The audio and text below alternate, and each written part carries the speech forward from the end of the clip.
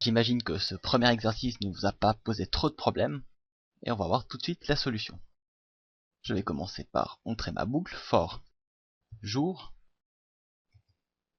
et on a dit 31 jours, donc tout 31. Et directement next pour pas l'oublier.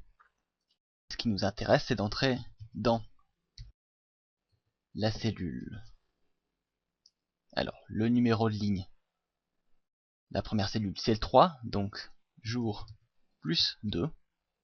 Et le numéro de colonne, c'est le 1, donc la colonne A. Est égal à une valeur. Pour l'instant, on ne l'a pas encore, je vais mettre ça en commentaire. Ce qui nous intéresse ici, c'est d'avoir la date. Alors, je vais créer une variable date du jour. Comme vous pouvez le voir, les variables ne sont pas déclarées, j'y reviendrai dans quelques instants. Date du jour égale, alors pour enregistrer une date, vous avez plusieurs solutions.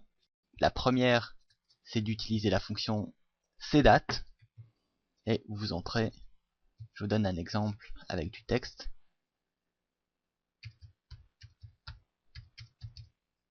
Voilà, un exemple avec cdate. Ce qu'on va plutôt utiliser ici, c'est une fonction encore plus pratique, c'est date serial, qui va nous demander séparément d'entrer l'année, le mois et le jour. Alors pour l'année, je vais entrer une variable année, que je définirai tout à l'heure, une variable mois et la variable jour qui est déjà définie ici. Je peux maintenant attribuer à la cellule la date du jour. Alors, le jour est déjà défini, il manque le mois et l'année.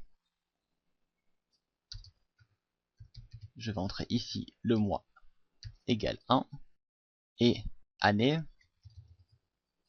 égale 2012. Au prochain exercice, lorsque vous créerez une boucle pour les mois suivants, il vous suffira de changer la valeur mois. Même chose pour l'année. Lorsque la macro pour générer le calendrier sera terminée, eh bien, il nous suffira de changer cette valeur-là pour changer tout le reste. N'hésitez pas non plus à ajouter des commentaires aussi souvent que c'est nécessaire. Ça vous permettra par la suite de vous y retrouver beaucoup plus facilement. Reste encore à supprimer le contenu des cellules avant d'effectuer cette boucle. Suppression et range le point de départ à 3.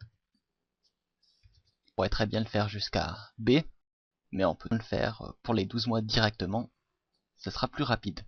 Donc jusqu'à X, X est 33,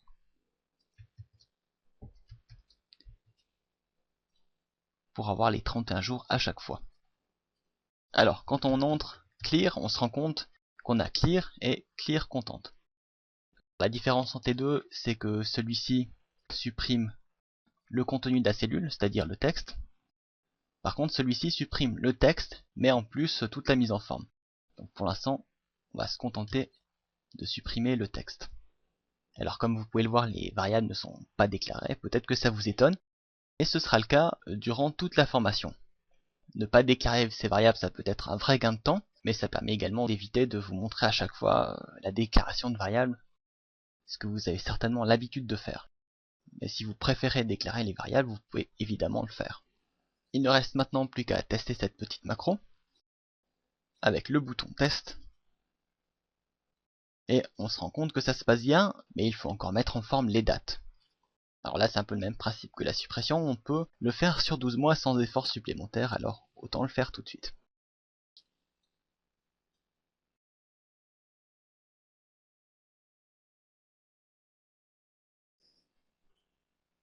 Ensuite, format de cellule,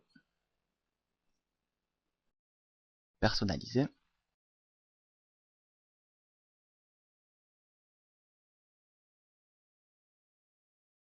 OK.